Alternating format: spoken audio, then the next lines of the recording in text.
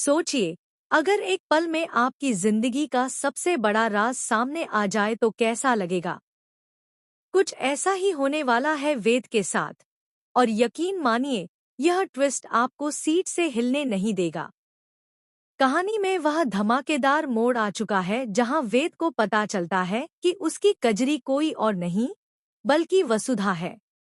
जैसे ही वह वसु का चेहरा देखता है, उसके पैरों तले जमीन खिसक जाती है। यह खुलासा कैसे हुआ? चलिए आपको पूरी कहानी सुनाते हैं। सब कुछ शुरू होता है तब जब वसुधा नकाब पहनकर वहां पहुंचती है।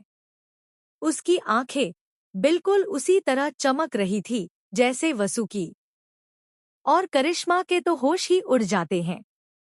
वह सोच में पड़ जाती है, ये आंखें इतनी मैच कैसे कर सकती हैं? क्या ये वाकई वसु ही है?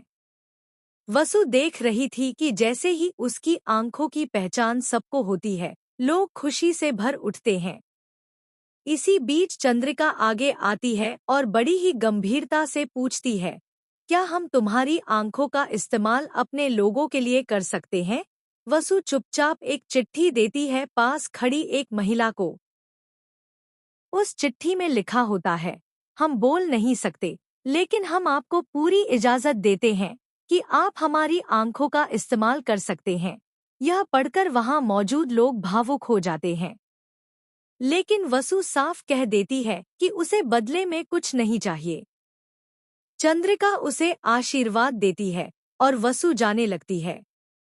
यहीं पर देव का दिल बेचैन हो उठता है। वह दौड़कर उसके पीछे आता है और उसे रोक लेता है।